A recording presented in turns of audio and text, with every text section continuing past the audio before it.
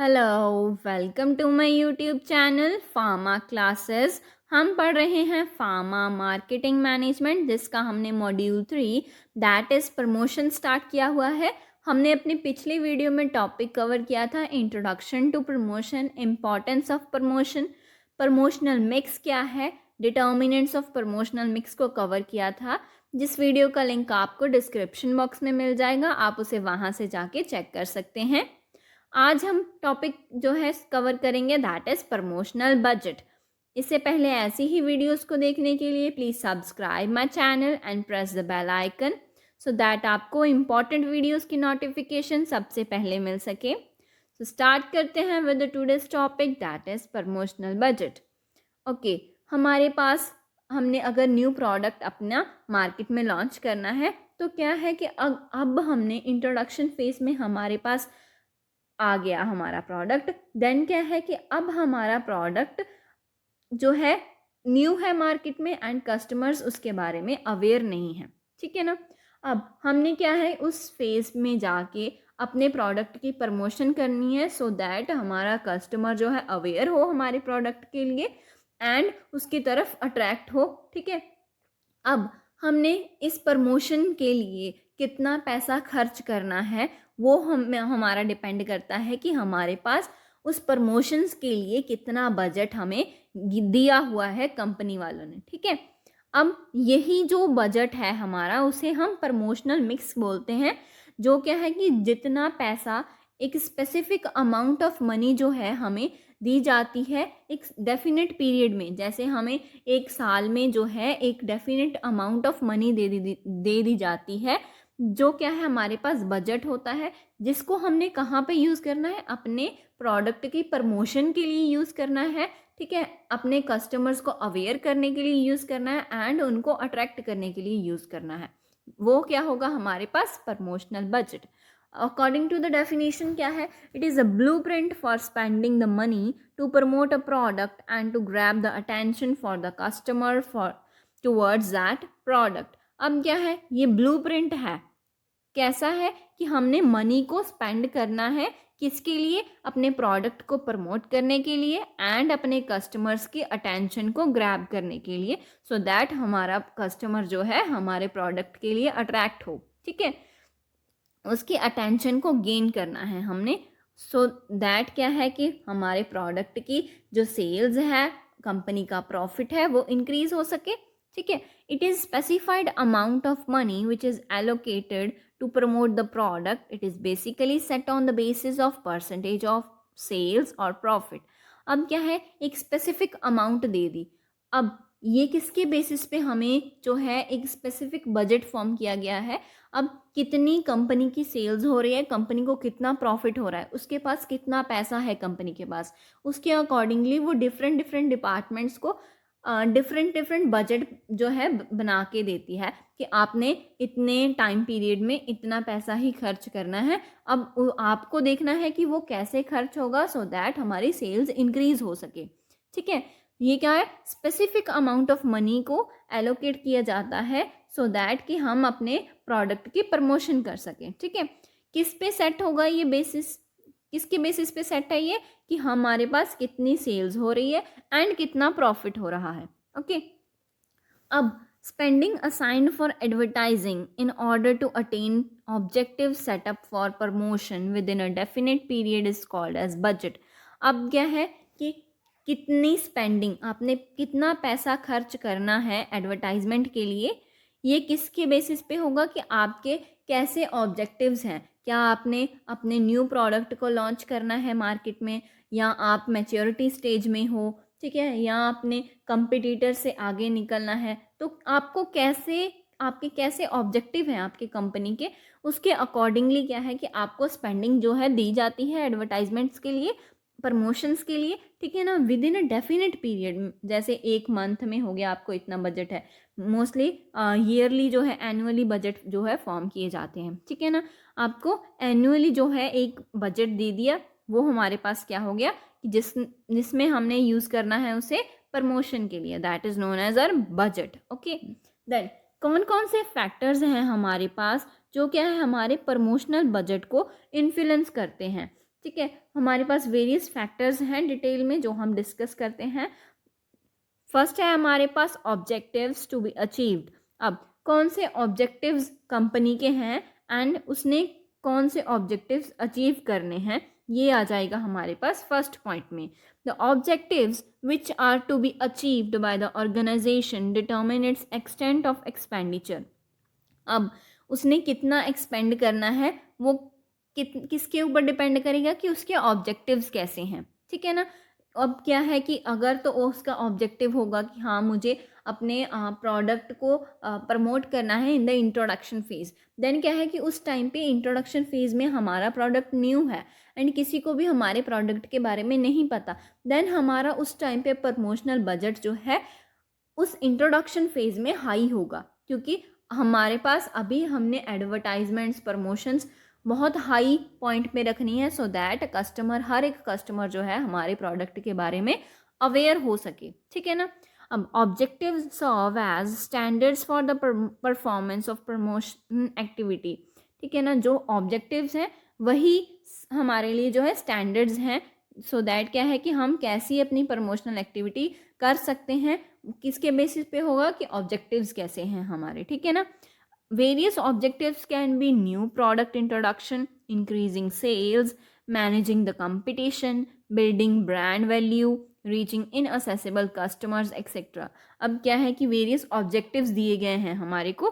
क्या है कि पहले है हमने न्यू प्रोडक्ट को इंट्रोड्यूस करवाना है अपने इंट्रोडक्शन फेज़ में, तो हमारे पास प्रमोशनल बजट जो है ज़्यादा होगा, ठीक है ना। अब हमने सेल्स करवानी है तो क्या है कि हम कौन सा प्रमोशनल बजट यूज़ करेंगे एंड किस टाइम पे करेंगे, वो हमारे पास जो है डिटर्मिन करेगा कि कैसा हमारा प्रमोशनल बजट होगा, ठीक है।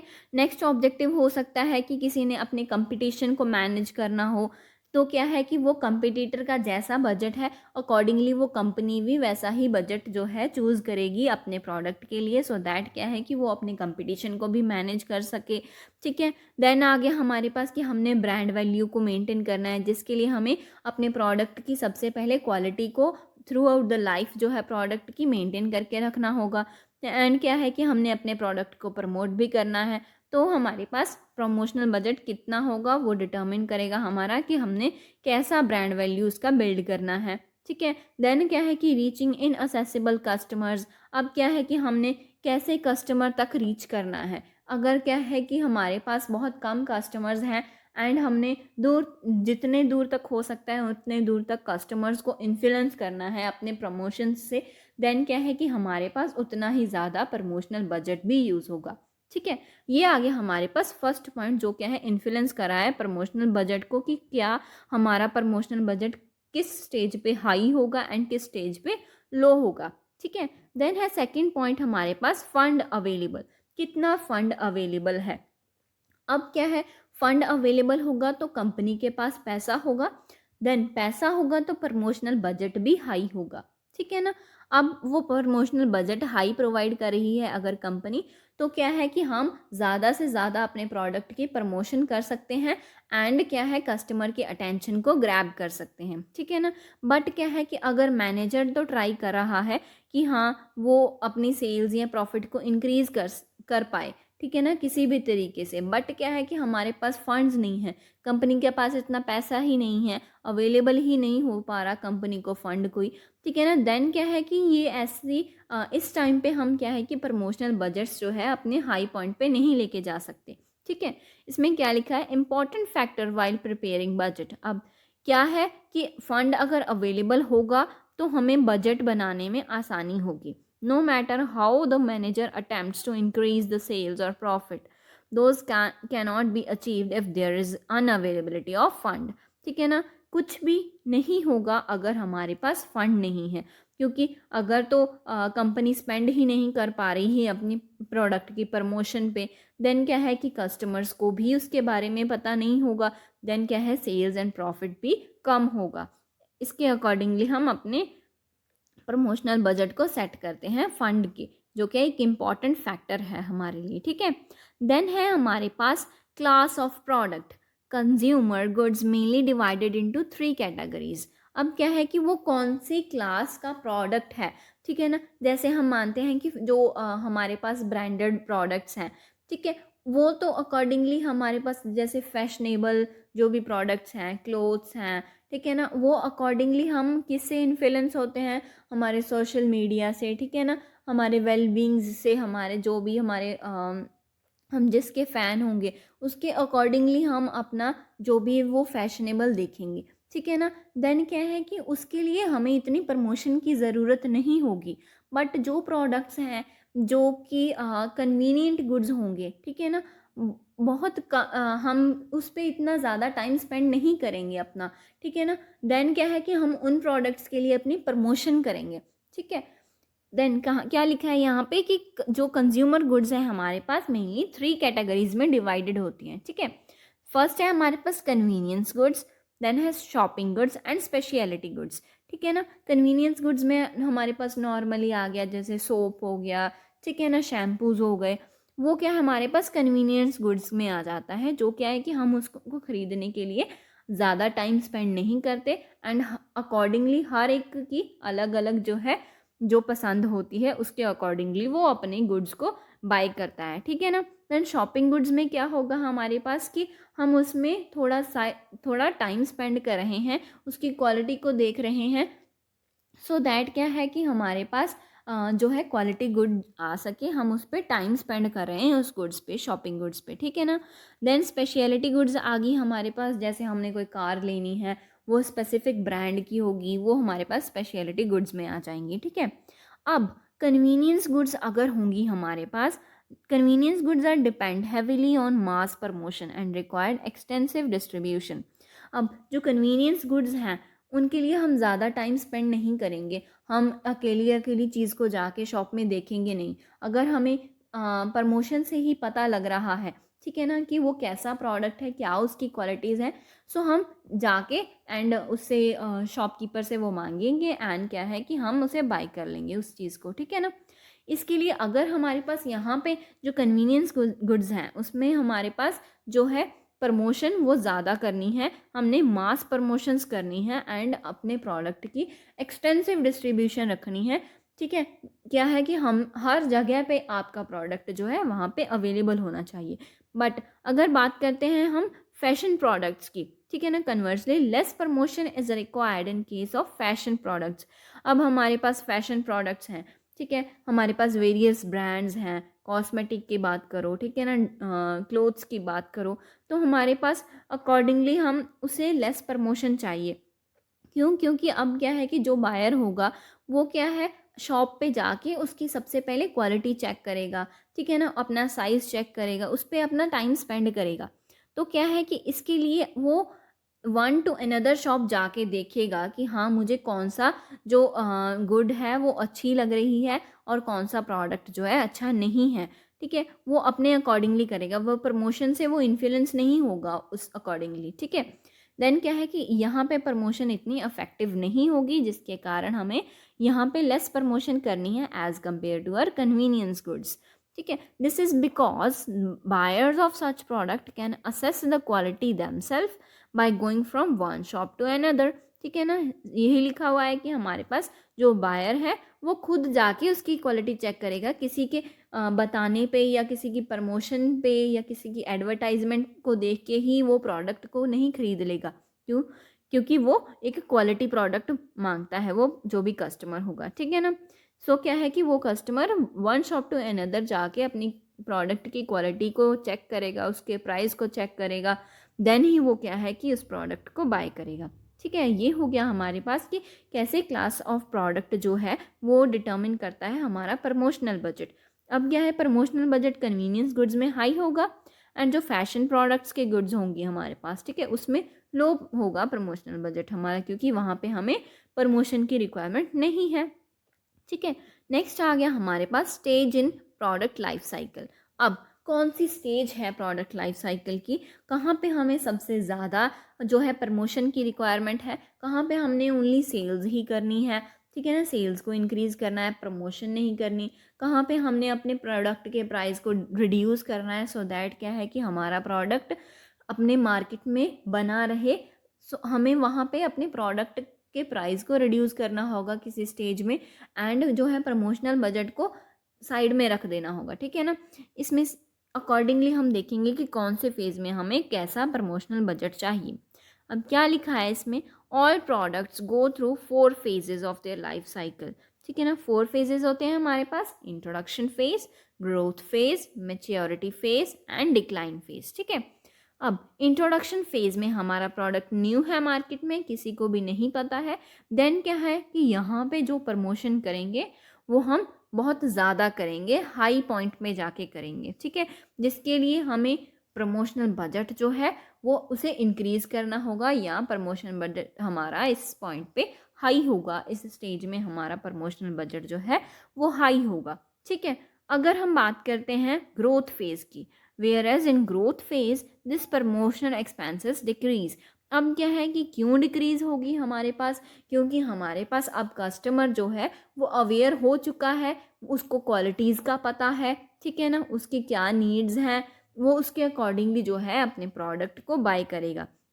अब हमें अपनी सेल्स पे ध्यान देना है, प्रमोशनल एक्सपेंसेस पे ध्यान नहीं देना, सो हमें प्रमोशनल बजट को डिक्रीज़ कर देना है, ठीक है। ऑन द अदर हैंड क्या होगा हमारे पास कि अगर हमारे पास मैच्योरिटी स्टेज आ गई है, डिक्लाइन स्टेज आ गई है, देन हमने अपने जो सेल्स हैं उसे मेंटेन करना हो है, ठीक है ना। उसके लिए हमें प्राइस को रिड्यूस करना है, ना कि हमें कोई प्रमोशनल स्ट्रेटजी को अप्लाई करना है, क्योंकि अब हमारा प्रोडक्ट है, सबको पता है कि हम मार्केट में ऐसा प्रोडक्ट अवेलेबल है एंड कहाँ पे अवेलेबल है, ठीक है ना। बट क्या है कि अब सेल्स इतनी हो चुकी है कि उस पॉइंट के आगे हमारी सेल्स नहीं होगी, या सेल्स जो है डिक्रीज़ हो जाएंगी, जिसके कारण हमें ओनली प्राइस को रिड्यूस करना है, ना कि प्रमोशनल स्ट्रेटजी को अप्लाई करना है, ठीक है। On the other hand, when the product is in stage of maturity or decline, sales are generally revived by decreasing price of product rather than the promotional strategies, ठीक है ना। हम price को रिड्यूस करेंगे, ना कि प्रमोशनल स्ट्रेटजी को use करेंगे, ओके। ये हो गया हमारे पास stages in product life cycle. Then आ गया हमारे पास कंपिटिटिव एक्टिविटीज़ क्या है हमारे पास, ठीक है ना। हम कैसा बजट यूज़ करेंगे अकॉर्डिंग टू द कंपटीशन, ठीक है। अगर हमारा कंपटीटर जो है उसने प्रमोशनल बजट को सेट कर लिया है ना, उसने कौन सी स्ट्रेटजीज़ यूज़ करनी है हमने वो भी देख ली, उसके अकॉर्डिंगली हम क्या है कि अपना प्रमोशनल बजट भी सेट करेंगे, जैसा उसका होगा वैसा ही करेंगे, सो दैट वो जो भी स्ट्रेटजी अप्लाई कर रहा है अपने प्रोडक्ट के प्रमोशन के लिए, सेल्स के लिए, तो क्या है कि आप उसके लिए कंपटीशन बन सको, ठीक है ना। अब क्या है, success of the organization depends upon identifying its competitors and their activities instead of spending ability, ठीक है ना।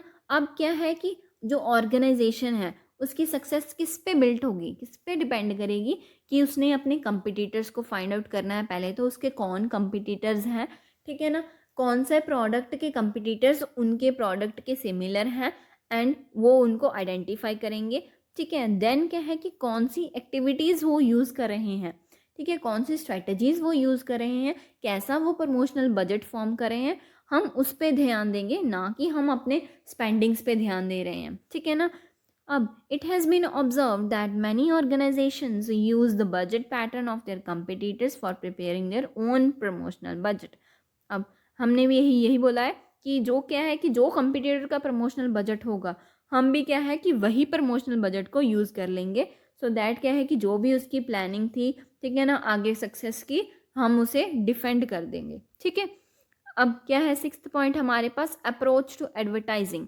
अब हमने कितनी एडवर्टाइजमेंट करनी है, कहाँ तक एडवर्टाइजमेंट करनी है, वो भी क्या है कि एक फैक्टर होगा जो क्या है डिपेंड करता है प्रमोशनल बजट पे, ठीक है ना। अब अगर तो हमने बहुत दूर तक जाना है, ठीक है ना, मीन्स क्या है कि डिस्टेंस ऑफ तक हमने क्या है एडवर्टाइजमेंट्स करनी है, तो क्या है कि हमें पैसा भी ज़्यादा चाहिए होगा, जिसके कारण हमें अपना प्रमोशनल बजट भी इंक्रीज़ करना होगा।